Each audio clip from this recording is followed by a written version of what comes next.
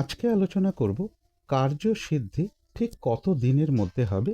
মাত্র ২ মিনিটের মধ্যেই কিন্তু আপনি এই প্রশ্নের উত্তর দিয়ে দিতে পারবেন। একজন জ্যোতিষী হলে তো অবশ্যই পারবেন, আর যদি জ্যোতিষী নাও হন তাহলেও পারবেন। আমি আমার চ্যানেলের একদম প্রথম ভিডিওতেই আমি দিয়েছি মূলত জ্যোতিষশাস্ত্র সংক্রান্ত যে সকল প্রশ্নগুলো আমাদের আসে। যেমন ধরুন, আমার মেয়ের একটা বিয়ের চেষ্টা করছি, সেটা হবে কি হবে না, একটা চাকরির চেষ্টা করছি, হবে কি হবে না, ইন্টারভিউতে আমি সফলতা পাবো কি পাবো না, আমার একটা মামলা মকদ্দমা চলছে, আমার জয় হবে কি হবে না, আমি কাউকে টাকা দিয়েছি, সেই টাকাটা আমি ফেরত পাচ্ছি না, সেই টাকাটা ফেরত পাবো কি না।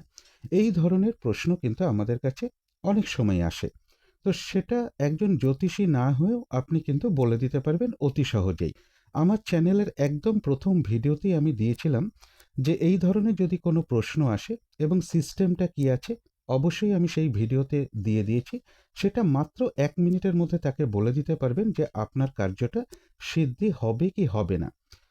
এবং এও বলে দিয়েছি যে কোনটা 100% একদমই হবে, কোনটা হবে না, কোনটা 50-50 চান্স আছে, কি সিস্টেম, মাত্র ১ মিনিটের মধ্যেই ওটা বলে দিতে পারবেন। আমার প্রথম ভিডিওটা দেখলেই আপনি বুঝতে পারবেন।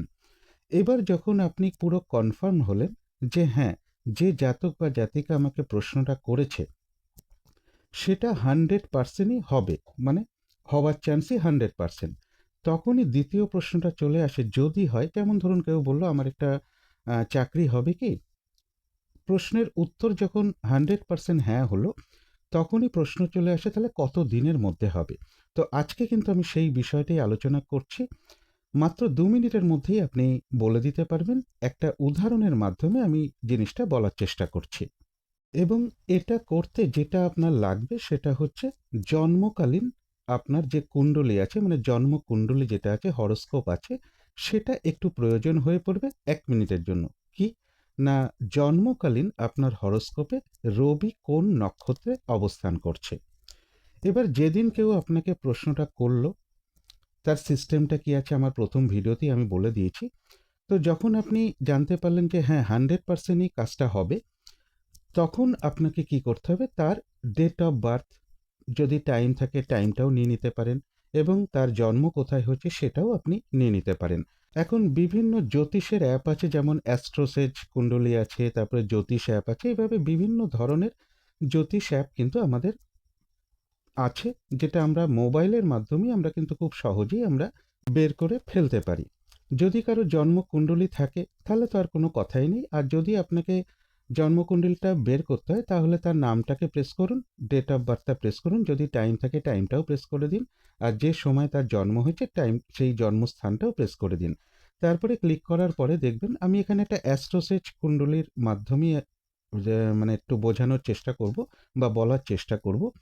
তা দেখুন, আমার ভিডিও স্ক্রিনে একেবারে ডান দিকে একটু যে সাদা যে অংশটা রয়েছে, দেখুন এখানে লগ্ন লেখা রয়েছে, রবি লেখা রয়েছে, চন্দ্র লেখা রয়েছে, এবং কার কার নক্ষত্রে বসে আছে সেটাও কিন্তু পাশে দেওয়া রয়েছে।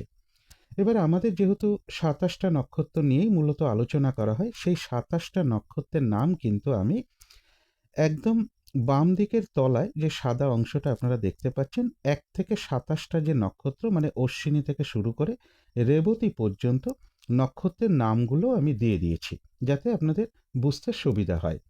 তো জন্মকালীন কুণ্ডলিতে দেখে নিন, শুধু একটি গ্রহকে দেখবেন যে জন্মকালীন কুণ্ডলিতে রবি কোন নক্ষত্রে অবস্থান করছে।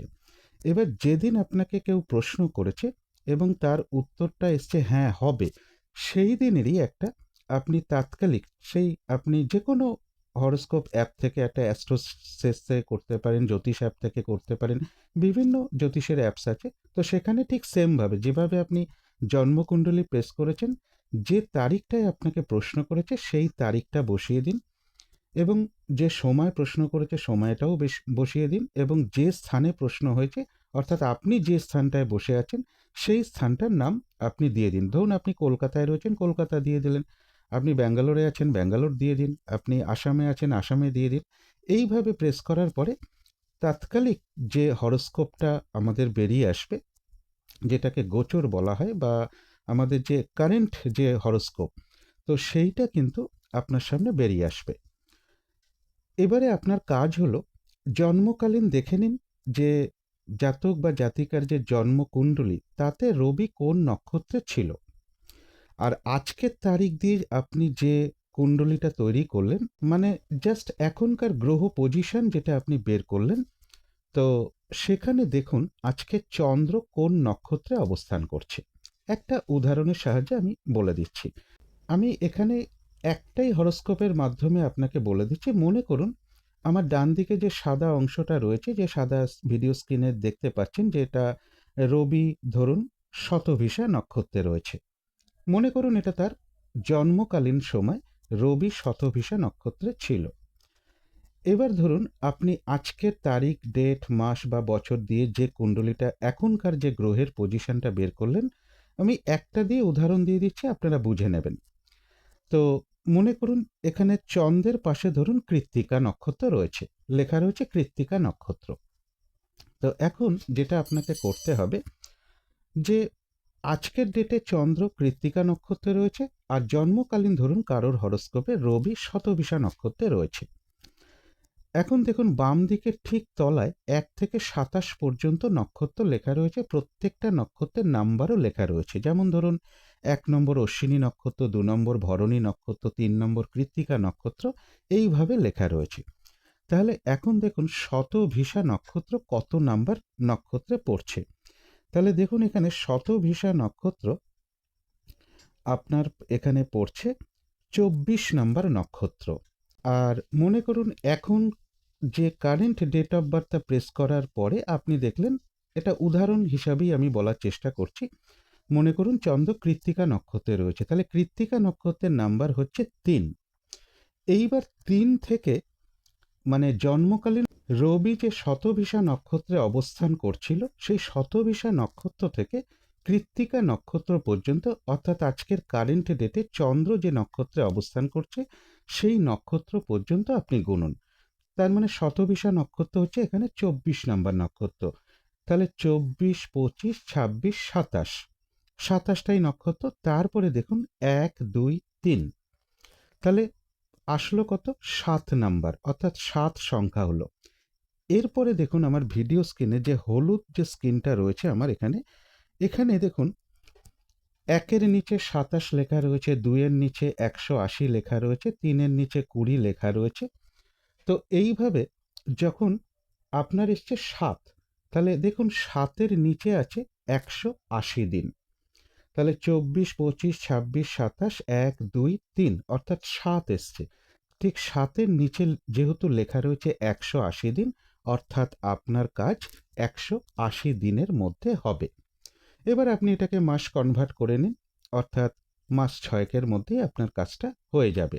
এইভাবে আপনি মনে করুন যে আপনার জন্মকালীন রবি অশ্বিনী নক্ষত্রে ছিল, আর আজকের কারেন্ট ডেটের যেটা রয়েছে সেটা বর্তমান যে কোনো একটা হরোস্কোপ, যেগুলো আমাদের জ্যোতিষ অ্যাপ আছে, সেখানে আজকের ডেট, টাইম এবং প্লেসটাকে দিয়ে আপনি যখন ক্লিক করলেন, তখন যে আজকের যে গ্রহ পজিশন, তো তাতে দেখলেন চন্দ্র আপনার রয়েছে কৃত্তিকা নক্ষত্রে।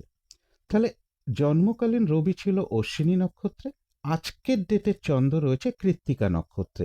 তাহলে জন্মকালীন রবি যে অশ্বিনী নক্ষত্র ছিল, সেই অশ্বিনী নক্ষত্র থেকে কৃত্তিকা নক্ষত্র পর্যন্ত গুনুন। তাহলে 1, 2, 3 হলো।